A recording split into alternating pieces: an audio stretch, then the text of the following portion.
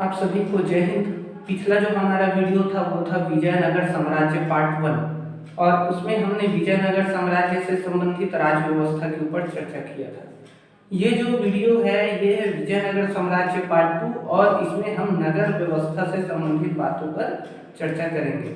पिछला राज व्यवस्था से संबंधित था, मतलब राजा से संबंधित था। ये नगर व्यवस्था से संबंधित है, मतलब नागरिकों से संबंधित बातें हम इसमें करेंगे। मतलब नागरिक कैसे रहते थे, राजा ने क्या व्यवस्था किया था, क्या सुविधाएं दी थी नागरिकों को, नागरिकों की आय का स्रोत क्या था। तो ये अगर हम नगर में आय का स्रोत देखें तो नगर में दो ही आय के स्रोत थे, एक था व्यापार और दूसरा था कृषि। व्यापार की बात करें तो व्यापार विजयनगर साम्राज्य में तो ज्यादातर बाहरी लोग करते थे, जैसे अरबी लोग आ गए, इधर से पुर्तगाली लोग आ गए। अब बचा क्या कृषि, तो वहां के नागरिक क्या करते थे, कृषि करते थे। अब राजा दोनों से टैक्स लेता था, व्यापारियों से भी टैक्स लेता था और कृषकों से भी। लेकिन व्यापारी चूंकि बाहरी लोग थे और ये धनी लोग होते थे तो इनके विकास के ऊपर ध्यान देने की आवश्यकता नहीं थी, ये अपना भला खुद सोच सकते थे।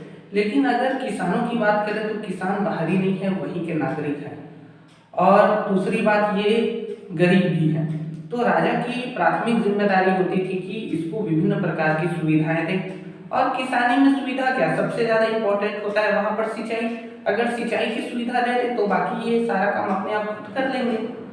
तो विजयनगर साम्राज्य में सिंचाई का एकमात्र साधन था तुंगभद्रा नदी, और तुंगभद्रा नदी के माध्यम से ही पूरे क्षेत्र का सिंचाई करना था। तो विजयनगर साम्राज्य में जो तुंगभद्रा नदी थी उसकी बहुत सारी सहायक नदियां थी जो चारों तरफ से आकर के तुंगभद्रा नदी में मिलती थी। तो राजा ने यह व्यवस्था किया था कि जो सहायक नदी है जो आकर के तुंगभद्रा नदी में मिल रही है, और तुंगभद्रा नदी में मिलने के बाद वो बंगाल की खाड़ी में चली जा रही है, सारा पानी वेस्ट हो जा रहा है। तो हम एक काम करते हैं कि ये जो सहायक नदियां हैं इस नदी के पानी को छोटा छोटा सा नहर बना करके किसी कुंड में ले जाते हैं, और इस कुंड के पानी को फिर सिंचाई के लिए किसान अपना व्यवस्था जब चाहे तब कर सकेंगे। ये कॉन्सेप्ट के आधार पर पूरे विजयनगर साम्राज्य में जहां जहां संभव हो सका बहुत सारे कुंड बना दिए गए, और इस कुंड का उपयोग जो है वो बाकी समय में करते थे। जैसे कि गर्मी का समय आ गया तो गर्मी के समय में नदी का लेवल तो सूख जाता था, सहायक नदियां भी बहुत पतली धार हो जाती थी या तो फिर पूरी तरह सूख जाती थी, लेकिन वो कुंड में पानी बचा रहता था जिसके माध्यम से वहां के लोग जो है खेती किसानी करते थे। अब मान लो चाहे पानी को दूर तक भेजना है ना, जहां पर भाई सहायक नदी के किनारे है, कोई खेत जो है नदी या सहायक नदी के किनारे है तो डायरेक्ट नदी से पानी ले लेगा, या थोड़ा दूर है तो राजा ने जो कुंड बनाया है उसके माध्यम से वो पानी ले लेगा। लेकिन अगर कोई किसान काफी दूर है, वो सहायक नदी नहीं है, वहां कुंड भी नहीं है, वहां कुछ भी नहीं है, तो राजा ने उनके लिए व्यवस्था किया था कि भाई एक नहर बना करके, एक बढ़िया जो है नहर, एक पत्थर को काट करके एक पाइप जैसा संरचना में पत्थर को ढाल दिया गया और उसके ऊपर से फिर पानी को बहा करके उस क्षेत्र पर पहुंचाया गया। देखिए सीधा जमीन को खोद करके एक नाली बना करके भी पहुंचा सकते थे, लेकिन ये प्रायद्वीपीय भारत का वो क्षेत्र था जो कि बहुत ज्यादा शुष्क सूखा क्षेत्र था, नमी की बहुत कमी थी। भाई जमीन में नाली बना करके ले जाते तो सारा पानी तो जमीन ही सोख देता। इस कारण राजा ने व्यवस्था की है कि जो पर्वतों से जो जल स्रोत आ रहा है उन जल स्रोतों को, पत्थरों को काट करके एक नाली नुमा संरचना बना दी गई, और वो जो जल स्रोत है वो इस नाली से होते हुए, इस पत्थर की नली से होते हुए दूर दूर क्षेत्रों तक ये जाने लगा। और इस प्रकार से विजयनगर साम्राज्य में राजाओं ने पूरा पुख्ता व्यवस्था किया था सिंचाई का, कि हर क्षेत्र हर किसान को जो है सिंचाई की सुविधा मिल सके। और इन्होंने अपने क्षेत्रों को दो भागों में बांटा था, जो खेत है उन खेतों को दो भागों में बांटा था, एक सिंचित खेत एक असिंचित खेत। सिंचित खेत उन्हें कहते हैं जहां पर राजा का सिंचाई सुविधा पहुंच रहा है, असिंचित खेत उन्हें कहते हैं जहां पर राजा की सिंचाई सुविधा नहीं पहुंच पा रही है। जैसे काफी दूर दराज वाला एरिया हो गया, वहां राजा पॉसिबल नहीं है कि वहां दूर तक तुंगभद्रा नदी के पानी को पहुंचा सके, तो वो जो क्षेत्र है वो बारिश के आश्रय होता है, वहां पर पूरा जो खेती है वो, तो ये असिंचित क्षेत्र कहलाएगा। ऐसा खेत जो बारिश के भरोसे होता है वो असिंचित क्षेत्र, और जहां पर राजा के द्वारा पहुंचाया हुआ जो साधन है सिंचाई का साधन वो वहां तक अगर पहुंच गया तो वो सिंचित क्षेत्र। और सिंचित और असिंचित दोनों एरिया पर अलग अलग टैक्स लगता था। जैसे सिंचित क्षेत्र है तो वहां पर थोड़ा ज्यादा टैक्स लगता था। असिंचित क्षेत्र भाई यहाँ पर राजा की जो नहर व्यवस्था है यहाँ पर नहीं पहुंच पाई है, सब बारिश के भरोसे यहाँ पर करते हैं खेती, और बारिश तो एक ही बार मौसम आता है बारिश का। ये सभी चीजों को ध्यान में रखते हुए वहां पर थोड़ा कम टैक्स लगाया गया। और जैसे ब्राह्मण हैं तो हम लोग देखते हैं कि यूरोपीय क्षेत्र में जो धर्म से संबंधित लोग हैं उनके ऊपर टैक्स नहीं लगाया गया था। आपने 9वीं 10वीं में पढ़ा होगा कि भाई प्रथम वर्ग के जो लोग हैं वो टैक्स देते ही नहीं थे, जबकि सारी संपत्ति उन्हीं के पास होती थी। और जो गरीब लोग होते थे, तृतीय वर्ग के जो लोग होते थे, इनके पास संपत्ति बहुत कम 10% की संपत्ति होता था, लेकिन पूरा टैक्स यही लोग पटाते थे। तो हमारे यहाँ इस प्रकार की विसंगति नहीं थी। हमारे यहाँ सबके ऊपर टैक्स लगाया गया था कि भाई आप ब्राह्मण हो, आप खेती कर रहे हो, आपके पास इतना खेत है तो आप भी टैक्स दोगे, अपने पूरे इनकम का 20वां भाग राजा को टैक्स के रूप में दोगे। यहाँ तक कि राजा ने मंदिरों के ऊपर भी टैक्स लगाया कि भाई ये मंदिर है, यहाँ जितना भी चढ़ावा आता है इसका 30वां भाग जो है ये राजा के दरबार में खजाने में पहुंच जाना चाहिए, इस पर राजा का हक है। इस प्रकार राजा ने सिंचाई व्यवस्था मजबूत की और सिंचाई व्यवस्था मजबूत करके किसानों को संपन्न किया और किसानों के ऊपर टैक्स लगाया। ऐसा नहीं कि भाई किसानों के ऊपर बिल्कुल ध्यान नहीं दे रहा है, बस टैक्स लगाया जा रहा है, ये हमको देखने को नहीं मिलता। मतलब विजयनगर क्षेत्र के जो शासक थे वो काफी कुछ अच्छे थे, है ना, जनता के देखभाल के मामले में।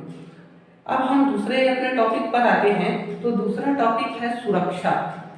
विजयनगर साम्राज्य के शासकों ने सुरक्षा के लिए क्या किया था, है ना, अपने क्षेत्र की सुरक्षा के लिए उन्होंने क्या किया था।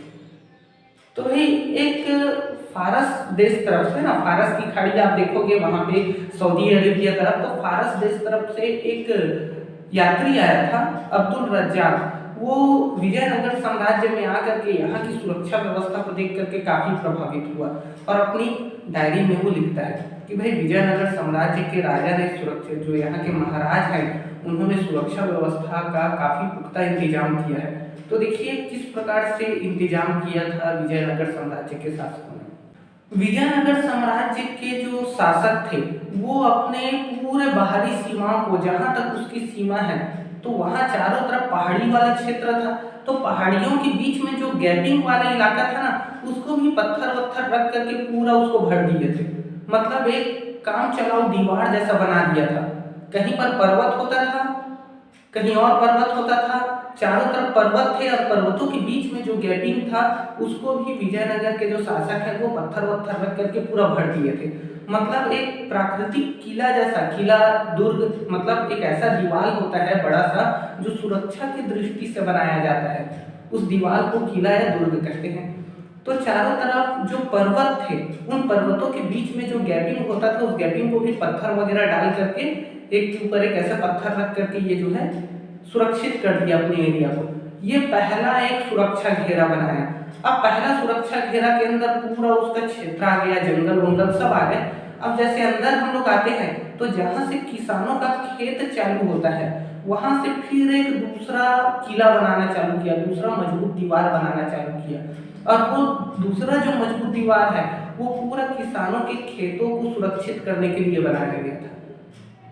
और उसके बाद जैसे हम फिर से अंदर प्रवेश करते हैं, किसानों का खेत वेत सारा चीज हम पार करते हैं, तो तीसरा हमें फिर से एक दीवार मिलता है, फिर सुरक्षा घेरा मिलता है, जिसको पार करने के बाद नगर आ जाता है। मतलब नगर को सुरक्षित करने के लिए अंदर फिर एक सुरक्षा घेरा बनाया गया और नगर के बीच में राजा का राजमहल, उसके लिए तो सबसे मजबूत वाला किला बनाया गया था। तो देखिए इतने सारे विजयनगर साम्राज्य में इतने सारे एक के बाद एक किले बनाए गए थे। अगर कोई व्यक्ति राजा से मिलना चाहेगा तो कई किलों को उसको जो है पार करके आना पड़ेगा। अब सबसे पहला सवाल आता है कि इतने सारे किले क्यों बनाए गए, और दूसरा सवाल ये आता है कि भाई खेतों को किले की क्या जरूरत है। भाई सुरक्षा की जरूरत तो मनुष्यों को होती है, पेड़ पौधों को, खेतों को, फसलों को थोड़ी सुरक्षा की जरूरत होती है, वो तो अपने जगह पर खड़े रहेंगे।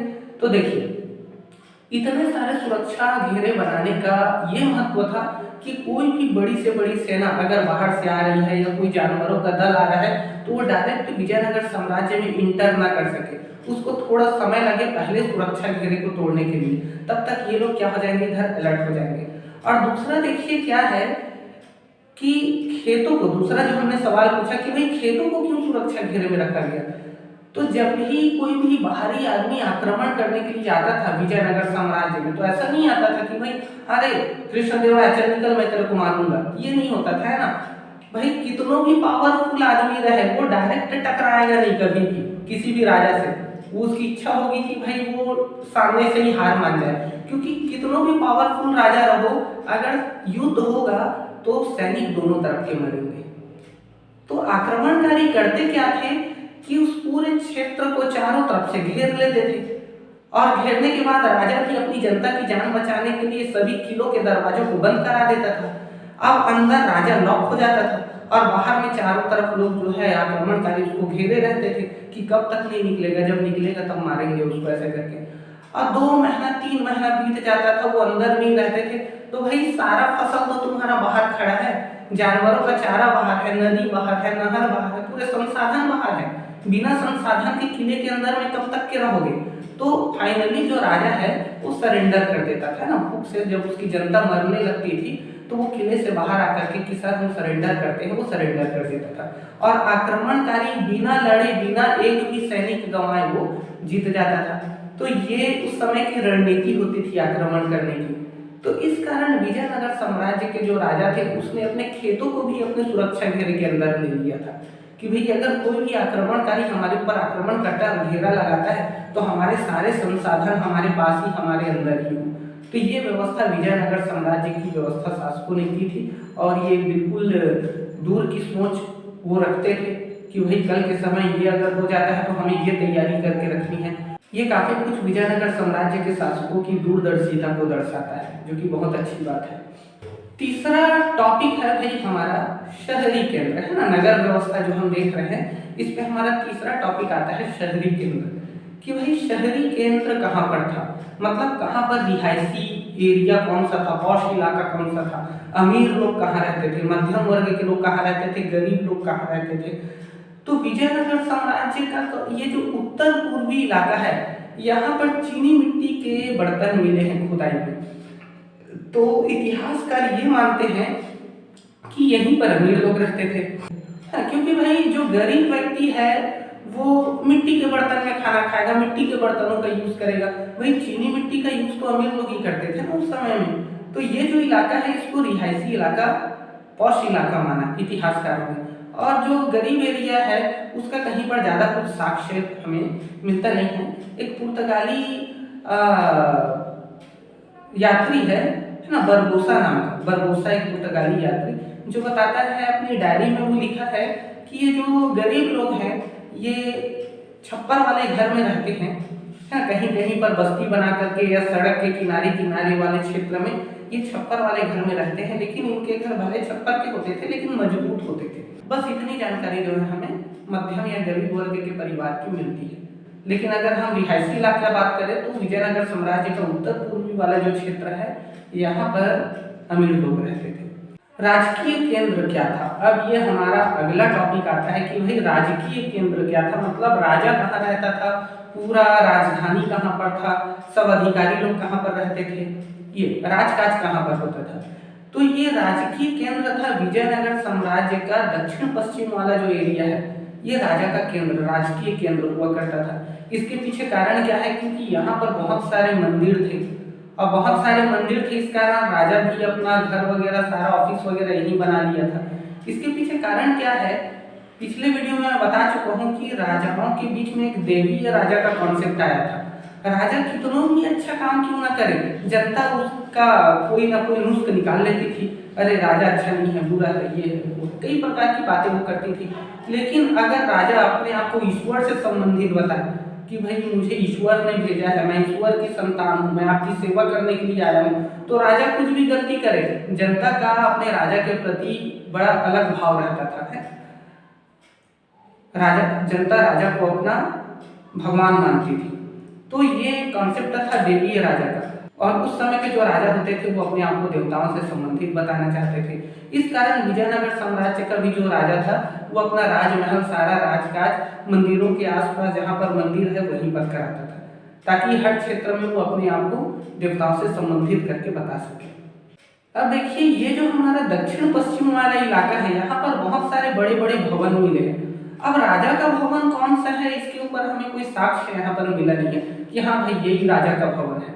एक बहुत विशाल भवन मिला है, सब लोग बहुत सारे इतिहासकार बोलते हैं कि भाई यही राजा का भवन है, लेकिन ये भी तो हो सकता है कि वो केवल एक ऑफिस के रूप में यूज किया जाता है। जैसे आज के समय हम संसद भवन को देखते हैं तो बहुत विशाल भवन है, तो वहां तो राष्ट्रपति रहता नहीं है, वह राष्ट्रपति के लिए अलग से भवन है, रायसीना पहाड़ी में अलग से राष्ट्रपति भवन बनाया गया है। तो वैसे ही यहाँ पर भी हो सकता है कि भाई जो विशालकाय भवन है ये केवल राज दरबार लगाने के लिए होता होगा, राजा कोई अलग से भवन में रहता होगा।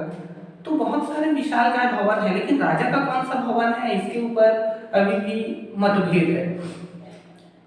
ये जो विशालकाय भवन है यहाँ पर दो विशेष चीजें हमें देखने को मिली, जिसको हम बोलते हैं सभा मंडप और महानवमी डिब्बा। ये एक मंच था, एक स्टेज था। सभा मंडप और महानवमी डिब्बा जो है एक स्टेज था, जिसमें महानवमी डिब्बा वाला जो स्टेज था वो काफी विशालकाय, काफी बड़ा था।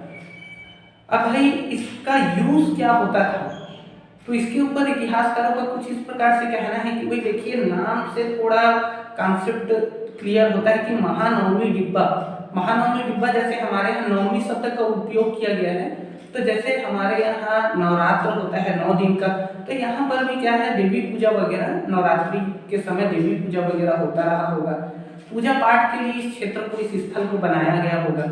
ये इतिहासकारों का एक अपना मत है।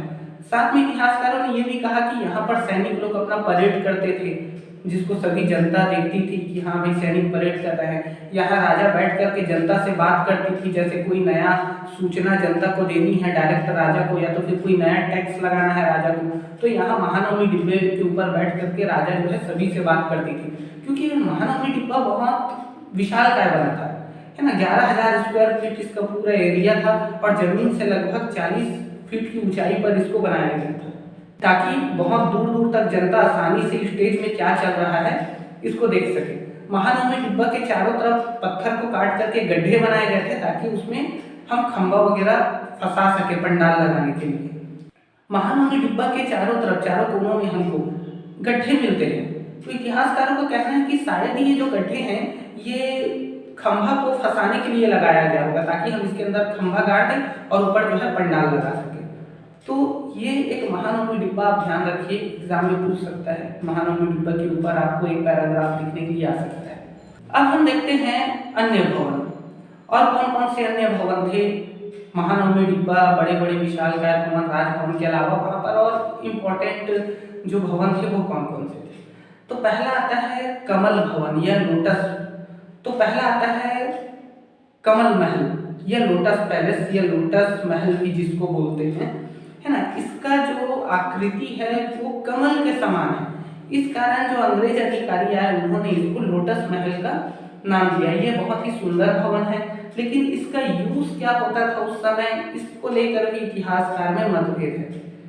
कुछ इतिहासकारों का ये मानना है कि यहाँ पर राजा बैठ करके अपने सलाहकारों के बीच में सलाह मशवरा वगैरह लेता था। ये लोटस महल है ना, आप चित्र में देख पा रहे हैं। वही लोटस महल के पास ही आपको एक विशालकाय संरचना देखने को मिलती है, जिसको कहा गया है हाथियों का अस्तबल। यहाँ हाथियों को रखा जाता था। हाथी का काफी बड़ा महत्व होता था उस समय, क्योंकि हाथी जो है बड़ी बड़ी दीवारों को अपने पैर से धकेल करके तोड़ देता था, इस कारण हाथी को ज्यादा रखते थे वो अपनी सेना में। यहाँ पर देखिए आपको हाथियों का अस्तबल, एक विशालकाय हाथियों को रखने के लिए भवन जैसा संरचना देखने को मिल रही है। और वहीं था एक हजारा राम मंदिर, हाथियों के अस्तबल के पास ही था हजारा राम मंदिर। और इतिहासकारों का ये कहना है कि ये प्रमुख मंदिर था, जहाँ पर केवल राजा और राज परिवार से संबंधित लोग ही पूजा करने के लिए आते थे। अब सबसे लास्ट में ये टॉपिक आता है कि भाई ये जो दक्षिण पश्चिम इलाका जहाँ राजा ने अपनी राजधानी बनाई, जिसका नाम हम्पी भी है ना, हम्पी विजयनगर साम्राज्य की राजधानी। तो हम्पी को ही राजा ने अपनी राजधानी क्यों बनाई, सबसे बड़ा क्वेश्चन यहाँ पर ये उठना चाहिए, और ये एग्जाम में आ भी सकता है कि भाई हम्पी को ही राजा ने अपनी राजधानी क्यों बनाई। तो इसके पीछे दो कारण हैं कि हम्पी को राजा ने राजधानी इसलिए बनाई क्योंकि प्राचीन समय में ये जो इलाका है, पहाड़ी इलाका, ये किष्किंधा पर्वत था। रामायण काल में यही इलाका किष्किंधा पर्वत था। जहाँ पर बाली और सुग्रीव नाम के दो भाई शासन करते थे और ये पर्वतीय इलाका उसके क्षेत्र को सुरक्षा देता था। तो राजाओं को लगा कि भाई हम भी यहीं पर अपनी राजधानी बनाते हैं, क्योंकि ये एरिया क्या है, बहुत सुरक्षित है, चारों तरफ से पर्वत है, तो प्राकृतिक रूप से पहले से क्या है, यहाँ पर दीवार जैसा पर्वतों का दीवार बना है, जहाँ जहाँ छोटा मोटा गैपिंग है उसको हम दीवार बना के भर देंगे। और दूसरा इम्पोर्टेंट था यहाँ पर कि यहाँ पर जो है ये कहा गया था कि एक पंपा देवी नाम की जो देवी थी वो यहाँ पर तपस्या कर रही थी और वो विरूपाक्ष से विवाह करने के लिए तपस्या कर रही थी। विरूपाक्ष मतलब कि शिव का ही एक रूप है। तो पंपा देवी शिव के रूप विरूपाक्ष से विवाह करने के लिए यहाँ पर तपस्या कर रही थी, जिसके कारण इसका एक अलग धार्मिक महत्व था इस क्षेत्र का। और राजा तो हमेशा अपने आप को धर्म से संबंधित बताना चाहता था, इस कारण राजा ने इस क्षेत्र को अपनी राजधानी के रूप में चुना। राजा ने इस क्षेत्र में राजधानी बनाने के बाद बहुत सारे मंदिर निर्माण करवाए, और जो हम दक्षिण भारत में मंदिर देखते हैं वो उत्तर भारत में बनाए हुए जो मंदिर हैं उससे थोड़े अलग होते हैं।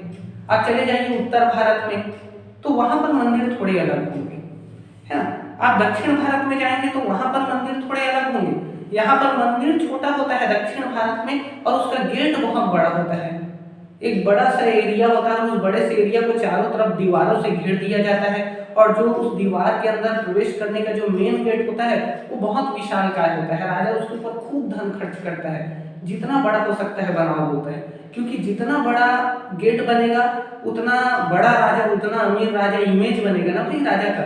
तो राजा अपनी हैसियत बताने के लिए बड़ा से बड़ा गेट बनवाता था, प्रवेश द्वार बनवाता था, जबकि मंदिर बीच में अंदर में छोटा सा मंदिर होता था। तो ये जो गेट होता था इसको गोपुरम कहा गया, जो कि राजा के मुकुट से मिलता जुलता बनाया जाता था गोपुरम को। और ये जो मंदिर बनाने की शैली है ये कहलाई द्रविड़ शैली। मैं मंदिर की शैलियों के ऊपर अलग से एक वीडियो बनाऊंगा जिसमें मैं बताऊंगा कि हमारे भारत में कितने प्रकार के मंदिर बनाए जाते हैं, किस किस डिजाइन में मंदिर बनाए जाते हैं। आप अभी ये ध्यान रखिए कि दक्षिण भारत में जो मंदिर बनाए जाते हैं वो द्रविड़ शैली पर बनाए जाते हैं। द्रविड़ शैली में एक खासियत होता है कि मंदिर छोटा होता है, जबकि मंदिर का जो गेट है वो काफी बड़ा होता है। आप यहाँ पर छत्तीसगढ़ में भी कहीं ना कहीं अगर आप घूमेंगे आपको जैसे बालाजी मंदिर या विट्ठल मंदिर, है ना, मतलब दक्षिण भारतीय मंदिर, तेलुगु लोगों का अगर मंदिर अगर आपको यहाँ दिख जाता है तो आप वहाँ ध्यान दीजिएगा, वो गेट को जो है बड़ा सुंदर बनाते हैं, गेट के ऊपर थोड़ा ज्यादा खर्च करते हैं। और मंदिर तो उनका सामान्य होता है, जैसे हमारा मंदिर होता है वैसे ही होता है। तो ये मंदिर निर्माण की जो कला है ये द्रविड़ शैली की कला कहलाती है। तो ये हमने आज चर्चा किया विजयनगर साम्राज्य की नगर व्यवस्था के ऊपर। पहले हमने बात किया सिंचाई व्यवस्था के ऊपर, फिर सुरक्षा का बात किया, फिर हमने बात किया कि भाई यहाँ पर शहरी केंद्र कौन सा था, राजकीय केंद्र कौन सा था, राजा का भवन कहाँ पर था, महानवमी डिब्बा के ऊपर हमने बात किया, बहुत महत्वपूर्ण टॉपिक है महानवमी डिब्बा। और उसके बाद हमने बात किया अन्य भवन जैसे कि कमल भवन, हाथियों का अस्तबल, हजारा राम मंदिर। और फिर हमने बात की कि हम्पी को ही राजधानी के रूप में क्यों चुना गया। और लास्ट हमारा टॉपिक था दक्षिण भारत में मंदिर निर्माण कला किस प्रकार की होती थी। यहाँ पर आप देख पा रहे हैं दक्षिण भारत का विट्ठल मंदिर, है ना। आप देखिए इस डिजाइन को किस किस प्रकार से, यहाँ पर जो आपको काला काला एरिया सामने में दिख रहा है ये गेट है, और आपको पीछे देखिए देवालय लिखा हुआ मिल रहा है, ये क्या है आपका मंदिर। मंदिर छोटा सा है जबकि गेट बहुत विशाल का है, बहुत बड़ा है। आप नेट में सर्च करेंगे, है ना, विट्ठल देव मंदिर, तो आपको जो है वहां पर इस प्रकार का मंदिर, या रामेश्वरम वहां पर भी है। दक्षिण भारत में कोई सा भी मंदिर आप सर्च करेंगे तो आपको देखने को मिलेगा कि भाई गेट बहुत विशाल का, बहुत बड़ा होता है। यहाँ पर देखिए एक तरफ आपको तालाब देखने को मिल रहा है, तो हम ये बोल सकते हैं कि भाई पूजा पाठ के समय में जल स्रोत का, तालाबों का पानी का काफी महत्व होता था। उस समय लोग पानी का उपयोग करते थे पूजा में, और होता भी है मिट्टी का, पानी का और अग्नि का, जो पंच तत्व जिससे हमारा शरीर बना हुआ है, उन सभी की पूजा होती है मंदिरों में। भाई यही तो ईश्वर है और क्या है। तो ये हमने बहुत सारी चीजें देखी आज बात की। और अगर आपको इस चैप्टर से अगर संबंधित कोई डाउट है तो आप उसको कमेंट बॉक्स में लिखिए। और